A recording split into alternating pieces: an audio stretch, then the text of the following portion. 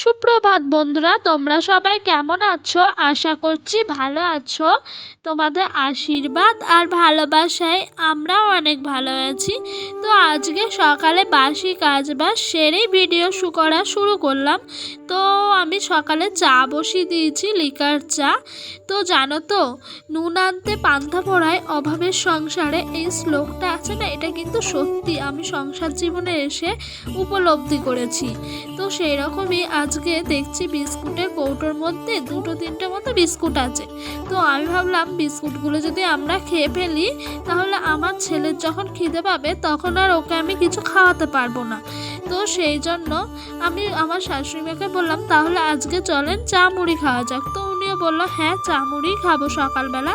তো চা আর তেল দিয়ে মাখিয়ে নিয়েছি মুড়িটা, খেতে খুব সুন্দর লাগে জানো, আমার তো খুব ভাল লাগে। এইদিকে আমার বিছানা গোছানোও কমপ্লিট হয়ে, আমি তো বাড়ির সবার আগে উঠি, তো তাই ঘুম থেকে উঠেই দেখছি কাঁঠালটা না ফেটে গেছে। তো এটা খাজা কাঁঠাল বলে এখনো অবধি ঠিকঠাক আছে, না হলে সব মাটিতে পড়ে কাঁঠালটা পুরো নষ্ট হয়ে যেত আর খাওয়া যেত না। তো আমার শ্বশুরমশাইকে ডাকলাম, ডেকে বললাম কাঁঠালটা পেড়ে ফেলেন, না হলে আর হয়তো খেতেই পারবো না। তো সেই কথা মতো উনিও পারতে লাগলো। দেখো কেমনভাবে কাঁঠালটা ফেটে গেছে রসে।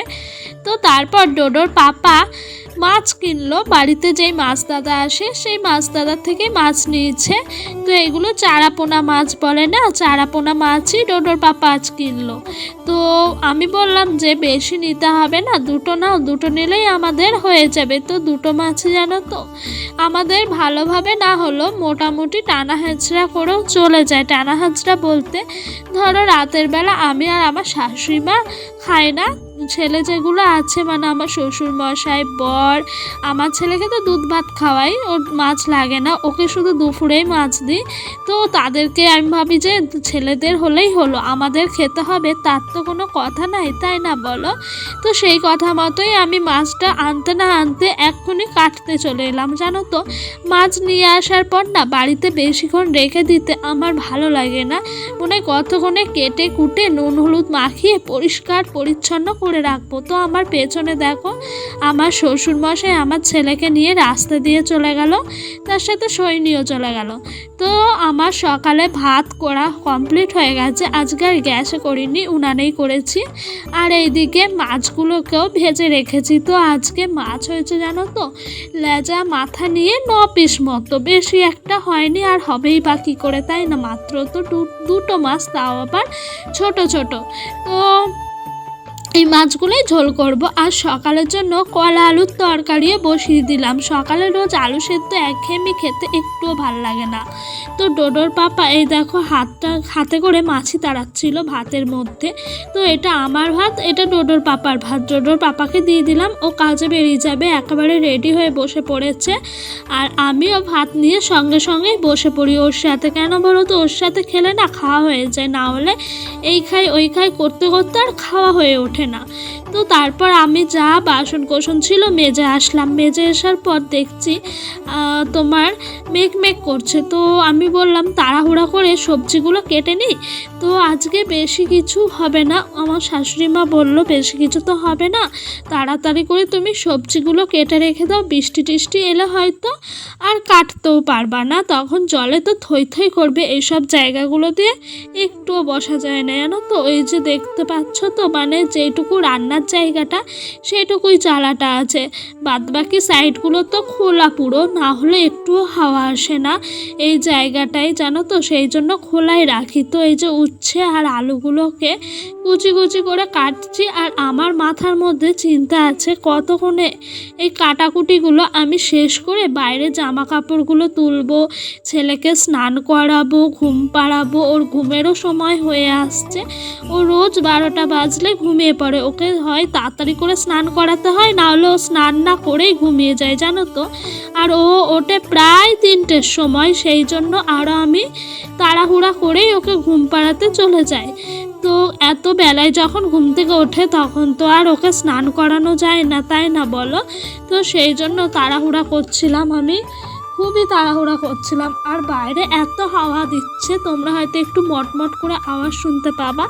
আজকে তো সকাল থেকেই ওয়েদারটা খুব একটা ভালো না, তো এরকম ওয়েদার থাকাও দরকার। এই গরমের মধ্যে যা কষ্ট হচ্ছিল, সাংঘাতিক প্রকারের কষ্ট। চলো সুন্দর সুন্দর কিছু কমেন্টের আমি উত্তর দিয়ে দিই। দাদাভাই বলেছে খুব সুন্দর ভিডিও, তুমি এভাবেই এগিয়ে যাও বোন, আর সুস্থ থেকো তুমি। থ্যাংক ইউ দাদাভাই। আরেকটা দিদি ভাই আমাকে কমেন্ট করেছে, খুব ভালো লাগলো বুনু তোমার এই ভিডিওটা। তো দিদি ভাই থ্যাংক ইউ, এভাবেই সঙ্গে থেকো, পাশে থেকো। তোমাদের সবাইকেই আমি বলছি, তোমরা যারা যারা আমার ভিডিওগুলো দেখো প্লিজ লাইক কমেন্ট করে সাবস্ক্রাইব করো। তোমাদের সাপোর্ট ছাড়া আমি এইখানে প্ল্যাটফর্মে, ইউটিউবের এই প্ল্যাটফর্মে আমি কিছুই না, জানো তো। তো দেখো এখানে বৃষ্টি পড়া শুরু হয়ে গেছে। তো আমরা গ্রামের মেয়ে বউরাই জানি যে এই বৃষ্টির দিনে কতটা কষ্ট হয়। আর বর্ষাকাল প্রায় শুরু হয়ে গেছে, রান্নাঘরে ওইদিকে জল পড়তে লেগেছে। আর এইদিকে তো কি অবস্থা, টিনগুলো ভেঙেই পড়ছে জানো তো আমাদের। তার উপরে আছে মাটির ঘর, সত্যি খুবই কষ্টে। গাছগুলো আছে তাই হয়তো একটু টিনগুলো বেঁচে আছে।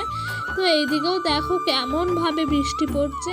আর বৃষ্টি পড়লে না সব থেকে আমাদের কাজকর্ম করা খুবই কষ্ট। তাই কাছে উঠোনের মধ্যে কত জল জমেছে, তার জন্য আমার শ্বশুরমশাই উঠোনে ইট পেতে দিয়েছে, ইট দিয়ে কুয়োর পাড়ে যাওয়ার জন্য। না হলে তো আমি স্লিপ কেটে অনেকদিন পড়েও গেছি জানো, এত স্লিপ হয় আমাদের উঠানে। তো দেখো কি জোরে জোরে বৃষ্টি হচ্ছে।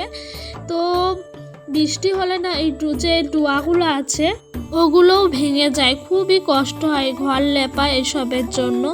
তো আজকে আমি শাখা পরিষ্কার করেছি, তোমাদেরকে আমি সেটাই দেখালাম। দেখেছো আমাদের উঠানের মধ্যে কেমন জল, এই যে জলগুলো পড়ছে ওই ডুয়ার মধ্যে। ডুয়া যতই লিপে রাখা যাক না কেন, সেই ওই রকমই অবস্থা হয় জানো তো। এই মাটির ঘর থাকা না সত্যি খুবই কষ্টের। ডুয়াগুলোকে রোজ লেপতে হয়, মানে বৃষ্টি যখনই থামে তখনই লেপতে হয়। তো আজকে আর আমি রান্না বান্না শেয়ার করতে পারিনি এত বৃষ্টি পড়ছে বলে। তো আজকে রান্না করেছি ছেলের জন্য এটা মাছের ঝোল, লঙ্কা ছাড়া, মানে আমরা লঙ্কা দেওয়ার আগে তুলে রেখে দিই ওর জন্য, জানো তো। ঝাল তো খেতে পারে না ছোট বাচ্চা। আর এই দেখো এখানে লঙ্কার গুঁড়ি খাই, গোটা লঙ্কাও খাই আমরা। লঙ্কার গুঁড়িটা এখন একটু কম খাচ্ছি, আর তোমার গোটা লঙ্কা ঝোলের মধ্যে ফেলে দিয়েছি। তো দেখো ঝোলটা খেতে কিন্তু খুব টেস্টি হয়েছিল জানো তো। এই বৃষ্টির মধ্যে করা হয়েছে, তো তাড়াহুড়ার মধ্যে যেমন তেমন করে করলেও খুব ভালো লাগে। এই যে লঙ্কা বাটা করেছে আমার শ্বশুর মশাই, তো এই লঙ্কা বাটা দিয়ে আজ আমি সব ভাতগুলো খেয়ে ফেলেছি। আমার এত ভালো লাগে এই লঙ্কা বাটা খেতে, সত্যি খুবই ভালো লাগে জানো তো এই লঙ্কা বাটা দিয়ে ভাত খেতে। তো এইখানে রান্না হয়েছে উস্তা আলু ভাজা। তো তোমাদেরকে আমি কাটার সময়ই বললাম যে আজকে আমাদের উস্তা আলু ভাজা হইব। তো এইখানে উস্তা আলু ভাজা হয়েছে, আর মাছের ঝোল, আর এই যে বাটা লঙ্কা বাটা। বেশি কিছু আজকে হয়নি জানো এই বৃষ্টির মধ্যে। আর কি বা করা যাইব, তাই না বলো। তো এই দেখো পাপান বিকাল হয়েছে আর বদমাশি শুরু করে দিয়েছে। বৃষ্টির জন্য তো বাইরে বেরোতে পারছে না, বাড়ির মধ্যে খেলা করছে। তো বারান্দার মধ্যে ওকে আমি এই বারণটা দিয়ে ধরিয়ে দিয়েছি, যা ইচ্ছা তুই করতে থাকা। কি করব, এত দুষ্টু করছে। বিকালেও যেন হালকা হালকা বৃষ্টি পড়ছিল, মানে 1 ফোঁটা 2 ফোঁটা মতো, বোঝা যাচ্ছিল না। তো বন্ধুরা এখানেই ভিডিওটা শেষ করলাম।